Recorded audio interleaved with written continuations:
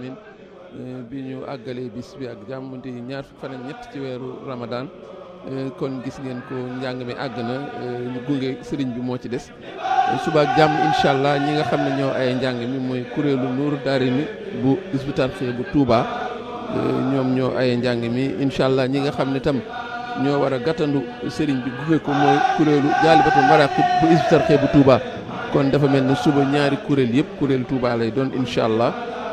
Donc pour le programme de demain, c'est la Daara Hizbut Tarqiyyah de Touba qui sera à l'honneur puisque c'est le groupe dénommé ou baptisé Nour Daarayni de la Daara Hizbut Tarqiyyah de Touba qui va se déployer dans la salle.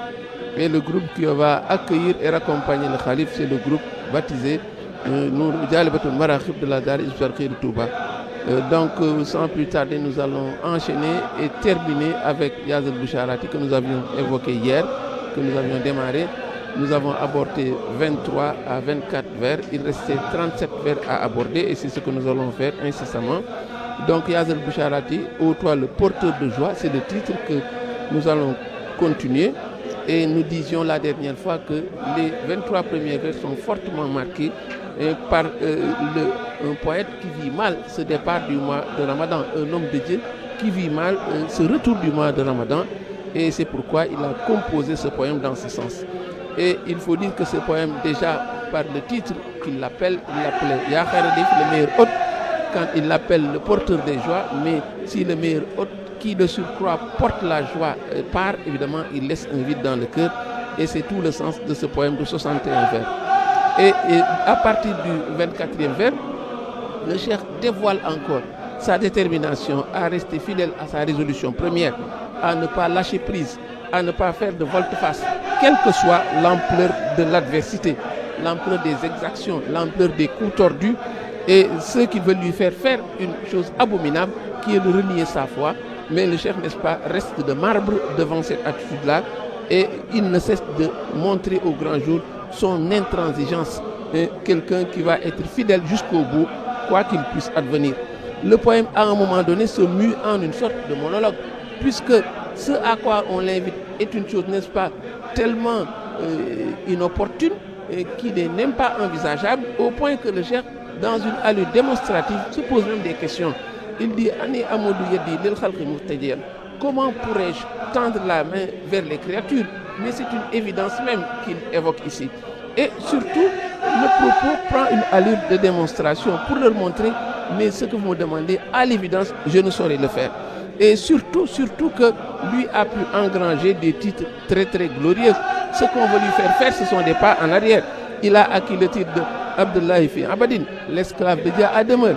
Il est également Khadimul Fajri Zil Fajri, le serviteur de celui qui incarne l'aurore, le détenteur des faveurs immenses. Titre glorieux qu'il a déjà acquis, et c'est, n'est-ce pas, moins que rien, on veut lui faire des pas en arrière. Le cheikh surtout continue dans cette allure de monologue, parce qu'il veut démontrer que ce que vous envisagez est inimaginable. C'est pourquoi il se pose la question à lui-même. C'est une sorte de monologue, mais qui est destiné à convaincre sur le fait que c'est une chose qui n'est pas envisageable. Il dit comment pourrais-je m'incliner vers ce bas monde qui n'est qu'une coquille vide. Il l'appelle Dunya Mujarratatan. Donc Dunya Mujarratatan, une coquille vide. Et au vers 27, il poursuit. Comment pourrais-je me plaindre auprès de ceux qui ont été déçus par son apparence trompeuse? Donc évidemment, il le tourne presque en dérision, montrant que mais c'est une chose qui ne sera jamais effective tant qu'ils le demanderont. Et après avoir balayé d'un revers de main cette attitude qui est l'attitude défaitiste, dégradante, de relâchement, il montre son visage véritable. Quel est son véritable visage, dit-il?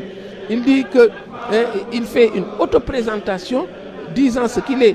Et évidemment, cette présentation est associée à une résolution ferme à être conforme à ce qu'il a déclaré depuis le début.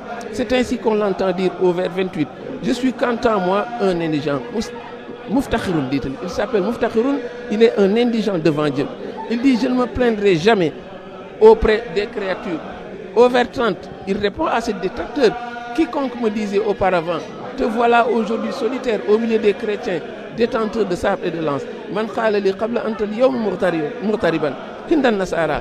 Mais à ces gens-là, il répond, Jawabu Asbiyallahu Asibuhuna. La réponse de ce dernier est Dieu me suffit. Ici, il est celui qui suffit et le gardien vigilant.